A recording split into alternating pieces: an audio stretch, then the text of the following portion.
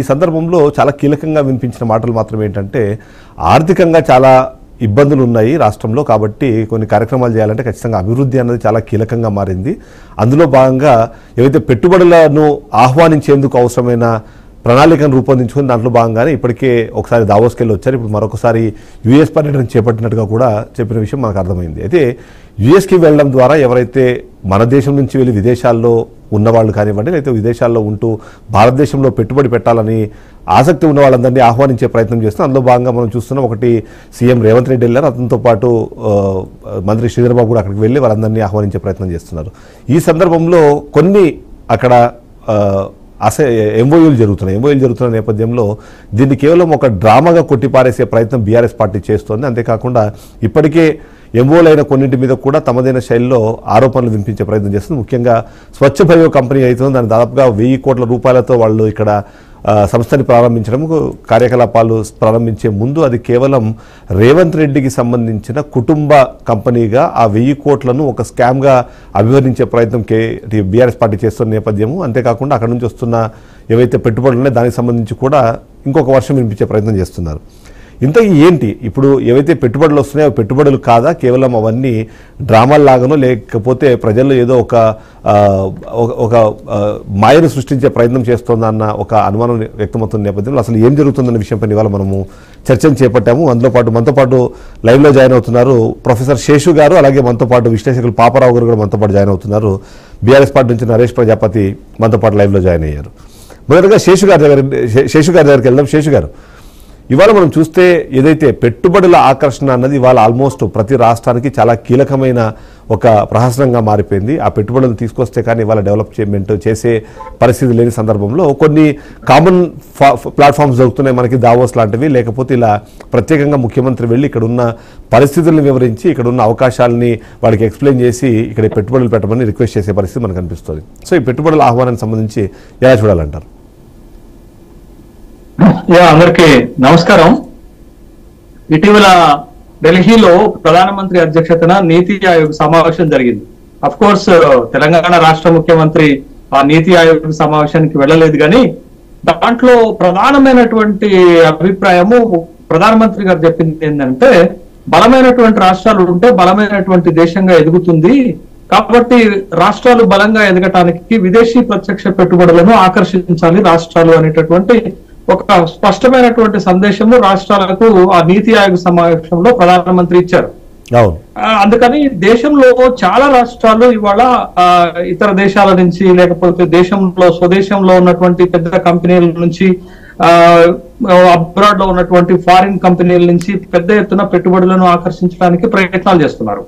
అట్లా పెట్టుబడులను అట్రాక్ట్ చేస్తున్నటువంటి రాష్ట్రాల్లో 1 కర్ణాటక, 2 తమిళనాడు, 3 ఆంధ్రప్రదేశ్, ఇట్లా ముందు వరుసలో ఉన్నటువంటి రాష్ట్రాలుగా మనం చూస్తున్నాం.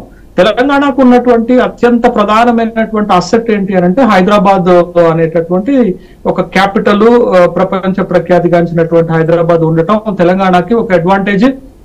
ఇక్కడికి విదేశీ పెట్టుబడులు కానీ స్వదేశీ పెట్టుబడులు కానీ రావడానికి పెద్ద ఎత్తున అవకాశాలు ఉన్నట్లుగా మనకి కనపడుతుంది. తెలంగాణ రాష్ట్రం ఏర్పడిన తర్వాత అంతకు ముందు కూడా పెద్ద ఎత్తున హైదరాబాద్ ప్రాంతము పెట్టుబడులను అట్రాక్ట్ చేసినట్లుగా మనకు కనపడుతుంది. అయితే కొత్తగా తెలంగాణలో ముఖ్యమంత్రి రేవంత్ రెడ్డి ముఖ్యమంత్రిగా బాధ్యతలు చేపట్టిన తర్వాత తను కూడా గత ప్రభుత్వం తీసుకొచ్చినటువంటి విధానాలను అవలంబిస్తూ కొత్తగా పెట్టుబడులను హైదరాబాద్ కి, తెలంగాణ రాష్ట్రానికి ఆకర్షించడానికి అనేక ప్రయత్నాలు చేస్తున్నట్లుగా మనకు కనపడుతుంది. దాంట్లో భాగంగానే డిసెంబర్ లో వాళ్ళ అధికారంలోకి వస్తే ఫిబ్రవరిలో మీకు దావోస్ లో వరల్డ్ ఎకనామిక్ ఫోరం జరిగితే వరల్డ్ ఎకనామిక్ ఫోరం కి తను అటెండ్ అయినటువంటి సందర్భంలో దాదాపు ఒక 40,000 కోట్ల రూపాయల ఎంఓయూలు వివిధ సంస్థలతోటి చేసుకున్నట్లుగా మనకి ఉన్నాయి. అది ఎంతవరకు వచ్చాయి ఏందనేది పక్కన పెడితే మొత్తానికైతే ఆ సమ్మిట్ లోనైతే ఒక 40,000 కోట్ల రూపాయలకు సంబంధించినటువంటి ఎంఓయూలు జరిగాయి. దాంట్లో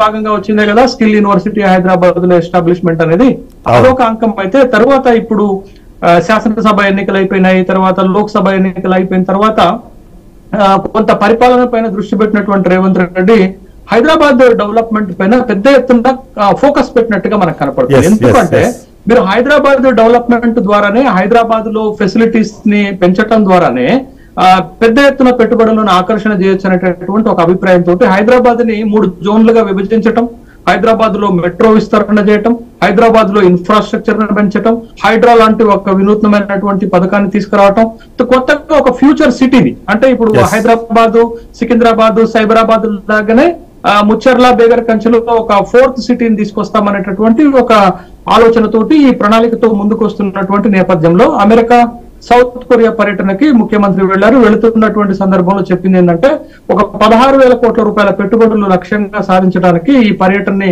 మేము ఉపయోగించుకోబోతున్నాం Yes, yes. అనేటటువంటి మాట కూడా చెప్పారు. Yes.